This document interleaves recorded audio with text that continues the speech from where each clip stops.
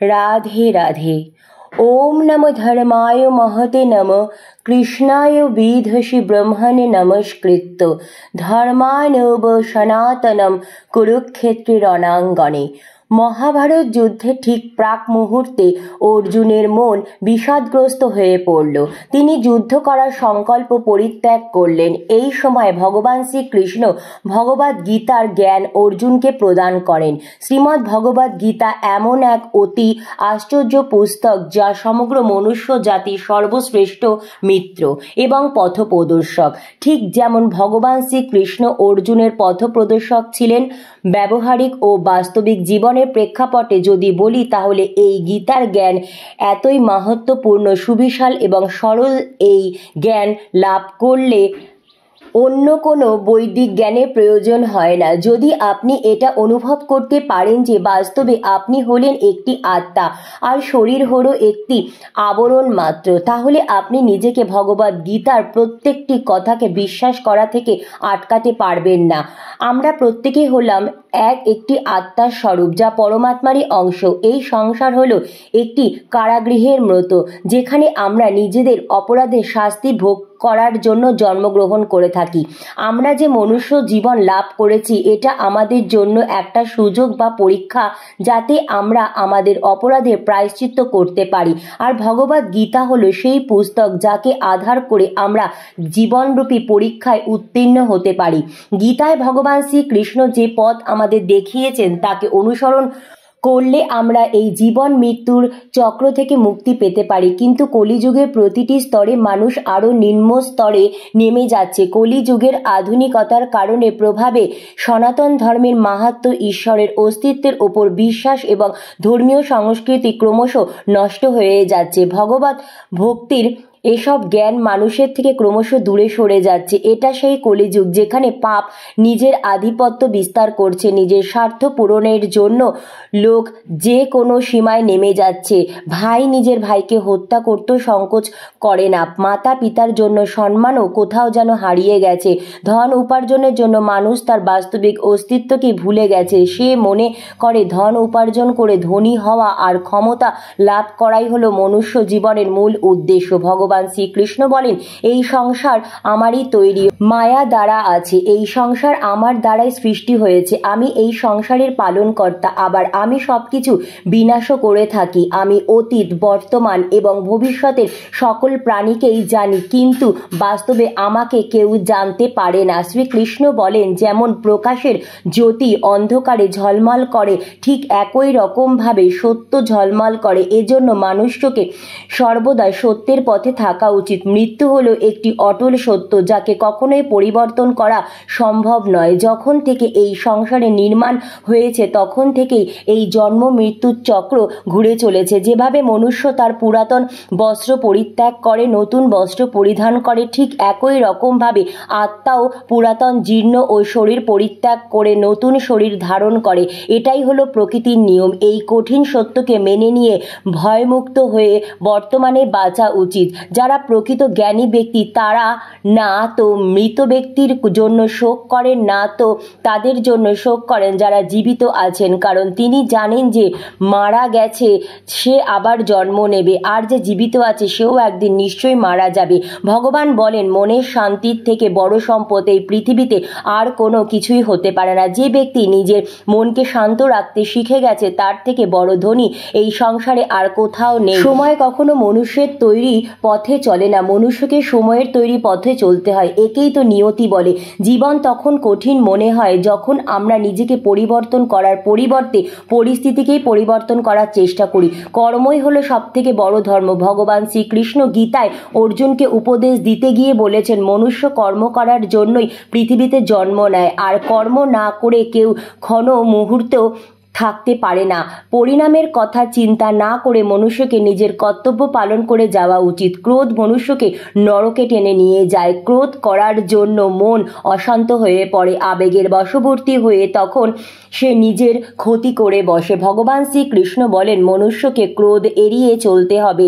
যতই রাগ হোক না কেন নিজেকে নিয়ন্ত্রণ করার প্রচেষ্টা করতে হবে। এই সংসারে আজ যা তোমার কাছে আছে গতকাল তা অন্য কারোর ছিল, এবং আগামীকাল তা অন্য কারোর কাছে চলে যাবে। তুমি এই পৃথিবীতে খালি হাতেই এসেছিলে, আর এখান থেকে তোমাকে খালি হাতেই ফিরে যেতে হবে। মনের উপর নিয়ন্ত্রণ রাখা অত্যন্ত জরুরি। মনুষ্যের মন বায়ুর মতো চঞ্চল। এই মনের জন্যই মানুষের কাম বাসনার প্রতি আকৃষ্ট হয়ে নিজের লক্ষ্য থেকে ভ্রষ্ট হয়ে যায়। যদি জীবনে সফলতা পেতে হয় তাহলে মনের উপর নিয়ন্ত্রণ পাওয়া খুবই জরুরি। মনকে নিজের বর্ষায় আনতে পারলে মস্তিষ্কের শক্তি কেন্দ্রীভূত হয় এবং তার জন্য কাজে সফলতা পাওয়ার সম্ভাবনা বৃদ্ধি পায়। গীতা আমাদের শেখায় যে ব্যক্তি নিজের মনের উপর নিয়ন্ত্রণ লাভ করেছে তার মনে অপ্রয়োজনীয় চিন্তা ভাবনা এবং কাম বাসনা প্রবেশ করতে পারে না। সে অকারণেই ইচ্ছা থেকেও নিজেকে দূরে রাখতে পারে, আর তার সাথে ব্যক্তি নিজের লক্ষ্যকেও খুব সহজভাবে জয় করে নিতে পারে। যদি মনকে নিজের বশেই করতে না পারো তাহলে এই মনই তোমার সবথেকে বড় শত্রু হয়ে উঠবে। সদা সন্দেহকারী ব্যক্তি না তো নিজের জীবনে শান্তি পায় না অন্যের জীবনে, আর সেই জন্যই সন্দেহের প্রবণতা থেকে দূরে থাকো। অধিক সন্দেহ করলে মনের শান্তি নষ্ট হয়ে যায়, আর ব্যক্তি ভ্রমের বশবর্তী হয়ে আপনজনদের সঙ্গে সব সম্পর্কই নষ্ট করে ফেলে। শরীরের সৌন্দর্য মনকে আকর্ষণ করে, কিন্তু স্বভাবের সৌন্দর্য হৃদয়কে আকর্ষণ করে। সেই জন্যই মনুষ্যত্বের স্বভাব সর্বদা নির্মল হওয়া উচিত। কে কি করছে, কেন করছে এবং কিভাবে করছে, এই সব থেকে যত দূরে থাকবে ততই তুমি সুখে থাকবে। জীবনে আমরা কতটা ঠিক এবং কতটা ভুল এটা মাত্র দুজনই জানে। একজন হলেন পরমাত্মা এবং দ্বিতীয় হলেন আমাদের অন্তরাত্মা। ভগবান শ্রীকৃষ্ণ বলেন, যে ব্যক্তির মধ্যে জ্ঞানের অভাব এবং ঈশ্বরের বিশ্বাসের অভাব থাকে সেই ব্যক্তি জীবনে কখনো আনন্দ এবং সফলতা লাভ করতে পারে না। যা ঘটে গেছে তা ভালোর জন্যই ঘটেছে, আর যা ঘটবে তাও আমাদের জন্য ভালোই হবে, আর যা ঘটছে তাও আমাদের ভালোর জন্যই ঘটছে। ভগবান আমাদের সেটা দেন না যেটা আমাদের ভালো লাগে, ভগবান আমাদের সেটাই দেন যেটা আমাদের জন্য ভালো। এই পরম সত্য যিনি উপলব্ধি করতে পারেন তিনি মনুষ্য মধ্যে সবচেয়ে শ্রেষ্ঠ। সুখ দুঃখ মান অপমান লাভ ক্ষতি এই বিভিন্ন পরিস্থিতিতে যিনি অটল থাকতে পারেন এরকম ব্যক্তিকে ভগবদ গীতায় স্থিতিপ্রজ্ঞ বলা হয়েছে। তোমার কি কিছু হারিয়ে গেছে যে তুমি কার্য? তুমি কি কিছু এনেছিলে যা হারিয়ে গেছে? তুমি কি কিছু সৃষ্টি করেছো যা নষ্ট হয়ে গেছে? না তুমি সঙ্গে করে কিছু এনেছো, না তুমি কিছু করে নিয়ে যেতে পারবে। তুমি এই পৃথিবীতে খালি হাতেই এসেছো, আর তোমাকে এখান থেকে খালি হাতেই ফিরে যেতে হবে। আজ যা তোমার বলে তুমি দাবি করছো তা গতকাল অন্য কারো ছিল এবং আগামীকাল তা অন্য কারো হয়ে যাবে। পরিবর্তনই হলো এই সংসারের নিয়ম। তুমি যেটা নিজের মনে করে মগ্ন হয়ে আছো এই প্রসন্নতাই তোমার দুঃখের প্রধান কারণ হয়ে যাবে। মনে রেখো, কোনো জাগতিক বস্তুই তোমার নিজের নয়, সেটা বস্তু হোক বা ব্যক্তি, সেটা অনুভূতি হোক বা উপলব্ধি। যাকে তুমি মৃত্যু ভাবো সেটাই হলো আসল জীবন। মহাকাল তোমাকে এক মুহূর্তে কোটি লোকের অধিপতিও করে দিতে পারে, আবার নিঃস্ব করে দিতে পারে। তোমার আমার ছোট বড় আপন পর এসব অনুভূতি মন থেকে মুছে দাও, তাহলে তুমি সবার আর সবাই তোমার হয়ে যাবে। এই শরীর তোমার নয়, তুমিও এই শরীরের নও। এই শরীর পৃথিবী জল অগ্নি বায়ু আকাশ দ্বারা সৃষ্ট, আর এগুলোতেই তুমি একদিন মিশে যাবে, কিন্তু আত্মা চিরস্থির। তাহলে তুমি কে? তুমি নিজে ভগবানের উপর ছেড়ে দাও। তোমার জন্য এটাই সর্বোত্তম উপায়। যিনি করুণাময়ী ভগবানের সমর্থন পেয়ে যান তিনি সমস্ত রকম দুঃখ কষ্ট থেকে মুক্ত হয়ে যান। অতিরিক্ত দুঃখ বা অতিরিক্ত আনন্দ তখন তাকে স্পর্শ করতে পারে না। যে কোনো রকমের জাগতিক মায়া থেকে তিনি মুক্ত হয়ে যান। তখন তিনি সুখ দুঃখ মান অপমান লাভ ক্ষতি এগুলোতে সমভাবাপন্ন হয়ে থাকেন। ভগবদ গীতায় এই অবস্থাকে স্থিতিপ্রজ্ঞ বলা হয়েছে। তাই ভগবান শ্রীকৃষ্ণ অর্জুনকে বলেছিলেন, হে অর্জুন, তুমি স্মৃতিপ্রজ্ঞ হও। ভগবান বলেন, সমস্যা থেকে পালিয়ে যাওয়া নতুন সমস্যাকে আমন্ত্রণ দেওয়ারই সামিল। জীবনের সব মুহূর্তে নতুন নতুন সমস্যা আর প্রতিকূলতার মুখোমুখি আমাদের হতেই হয়, এবং এটাই জীবনের অটল সত্য। একটা শান্ত সমুদ্রে একজন নাবিক নাবিক কখনো দক্ষ হয়ে উঠতে পারে না। দক্ষ হওয়ার জন্য তাকে সামুদ্রিক ঝড়ের মুখোমুখি হতেই হয়। অহংকারে অন্ধ হয়ে যাওয়া লোক না তো নিজের দোষ দেখতে পায়, না তো অন্যের গুণ মনে রাখে। কেউ কারো অভাবে মরে যায় না, সময় সবাইকে একদিন বাঁচতে শিখিয়ে দেয়। জীবন একবার পাওয়া যায়, এই কথাটা সম্পূর্ণ ভুল। একমাত্র মৃত্যুই একবার পাওয়া যায়। জীবন তো আমরা প্রতিদিন পাই। অন্ধকারাচ্ছন্ন রাত্রি যদি এসে থাকে তাহলে আলোকিত প্রকাশ নিয়ে সূর্য অবশ্যই আসে। রোগ যদি এসে থাকে তাহলে তার প্রতিকার নিয়ে ওষুধ অবশ্যই আসে। সমস্যা যদি এসে থাকে তাহলে সেই সমস্যার সমাধানও একদিন আমাদের কাছে ঠিকই চলে আসে। এই সংসার, এই জীবনে শুধুমাত্র একটাই নিয়ম আছে, আর তা হলো এটাই, এই সংসার হলো চক্রের মতো। এখানে শাশ্বত বলে কিছুই নেই, নিত্য বলে কিছু নেই। যা কিছু রয়েছে তা বদলাতে চলেছে। যদি তোমার জীবনে দুঃখ থাকে, সমস্যা থাকে, যদি তুমি বিপদ দ্বারা আচ্ছন্ন থাকো, তাহলে মনে রেখো সব কিছু বদলে যেতে চলেছে। দুঃখের সময় কেঁদো না, মনকে আরও দুঃখী করে তুলো না, কারণ এখানে যা কিছুই এসেছে তা যাওয়ার জন্যই এসেছে। তাহলে এত চিন্তা কিসের? তাহলে কখনো খুঁজো না যে পৃথিবীতে সবচেয়ে সুন্দর, বরং তাকে খোঁজো যার জন্য পৃথিবী সুন্দর হয়ে যাবে। সুখ মানুষের জীবনে অহংকারের পরীক্ষা নেয়, আর দুঃখ ধৈর্যের পরীক্ষা নেয়। যদি কেউ তোমাকে নিচে নামানোর চেষ্টা করে তাহলে বুঝে নিও তুমি আগে থেকে তার থেকে উপরে আছো। মনে রেখো, যাই হয়ে যাক না কেন, নিজের প্রতিভার অহংকার কখনোই করো না। পাথর যখন জলে পড়ে যায় তখন সেটা নিজের কারণেই জলে ডুবে যায়। অনেকেই মনে করে যে সংসারের কাজকর্ম ত্যাগ করাই হলো সন্ন্যাস। কাজকে তারা বন্ধন বা দুঃখের কারণ মনে করে, তাই সকল রকম কাজকেই পরিত্যাজ্য মনে করে।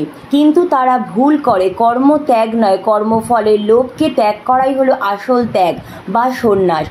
বন্ধুরা, ভগবান শ্রীকৃষ্ণ আজ থেকে প্রায় 5000 বছর পূর্বে মহাভারতের যুদ্ধে ময়দানে এমন এক অদ্ভুত জ্ঞান দিয়েছিলেন যা আজকে এর মনুষ্য জগতের লাইফস্টাইলের সঙ্গে একেবারে যথাযথ রহস্য উদ্ঘাটন করতে গিয়ে বড় বড় রিসার্চাররা অবাক হয়েছেন যে এটা কিভাবে সম্ভব হতে পারে। কত হাজার বছর আগের বলা ভগবদ গীতার বাণী পড়ে Albert Einstein, Mahatma Gandhi, Annie Besant, Sunita Williams এবং স্বামী বিবেকানন্দের মতো অনেক জ্ঞানীগুণী মানুষ তাদের জীবন বদলে ফেলেছিলেন। যদি আপনি এটা ভেবে থাকেন যে ভগবদ গীতায় এটা লেখা আছে যে ভগবানের পুজো কিভাবে করতে হয়, তাহলে আপনি ভুল। কারণ ভগবদ গীতায় শুধুমাত্র একটি বই বা ধর্মগ্রন্থ নয়, এটি হলো একটি বিজ্ঞান যেখানে এক মহা জ্ঞান রয়েছে যে এই পৃথিবীতে যে জন্মগ্রহণ করেছে সে তার স্বপ্নকে কিভাবে পূরণ করতে পারে, জাগতিক দুঃখ কষ্ট দূর করে কিভাবে আনন্দ লাভ করবে এবং সর্বোপরি মৃত্যুর পর তার কোনো জীবন লাভ হবে, তার কথাও শ্রীমদ্ ভগবদ গীতায় বলা হয়েছে।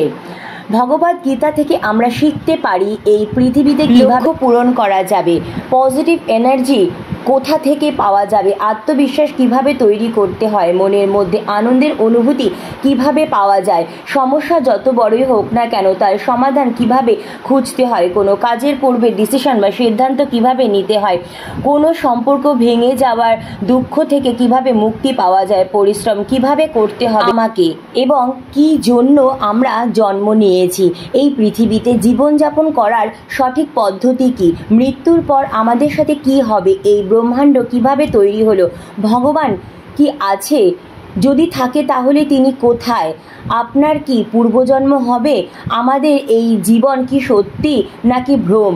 বন্ধুরা, ভগবদ গীতার এই জ্ঞান বিষাদগ্রস্ত অর্জুনকে, যে কিনা মানসিকভাবে বিপর্যস্ত হয়ে নিজের ধনুক ত্যাগ করে যুদ্ধ করবে না বলে স্থির করেছিলেন, তাকে মহাভারত যুদ্ধের সর্বশ্রেষ্ঠ ও মহান যোদ্ধাতে করেছিলেন এবং বিজয়ী করেছিলেন। একই রকমভাবে আমরাও জীবনে প্রতিনিয়ত যুদ্ধ করার জন্যই জন্ম নিয়েছি। আমাদের লক্ষ্যকে পাওয়ার জন্য যে রণাঙ্গনে আমাদের যুদ্ধ করতে হয়, আমরা সেই যুদ্ধক্ষেত্রের একজন অর্জুন। আমরা সবাই অর্জুন। আমাদের সবার মনেই কিছু সংশয়, কিছু ভয়, কিছু প্রশ্ন আছে, যার উত্তর খোঁজার চেষ্টাতেই আমরা জীবনে বেঁচে থাকি, লড়াই করি। ভগবান বলেন, মানুষের দুঃখের একটা বড় কারণই হলো তার মায়া এবং মোহ। যে যত বেশি মায়া করবে সে তত বেশি কষ্ট ভোগ করবে। যদি তুমি কারোর ভালো করতে না পারো তাহলে তার খারাপও করো না, কারণ পৃথিবী দুর্বল হতে পারে, কিন্তু পৃথিবী যিনি বানিয়েছেন তিনি কখনোই দুর্বল নন। সত্য কখনো দাবি করে না যে আমি সত্য, কিন্তু মিথ্যা সবসময় দাবি করে যে শুধু সেই সত্য। এই সমগ্র সংসারে কেউ মহান হয়ে জন্মগ্রহণ করে না, তার কর্মই তাকে মহান করে তোলে। সঠিক কর্ম সেটা নয় যার পরিণাম সর্বদা সঠিক হয়, বরং সঠিক কর্ম হলো সেটা যার উদ্দেশ্য কখনো খারাপ হয় না। মনুষ্য সবসময় তার ভাগ্যকে দোষারোপ করে, এটা জেনেও যে ভাগ্যের ওপরে হলো তার কর্ম, যা তার নিজের হাতেই রয়েছে। মানুষের জন্মের সাথে সাথে তার মৃত্যু নির্ধারিত হয়ে যায়।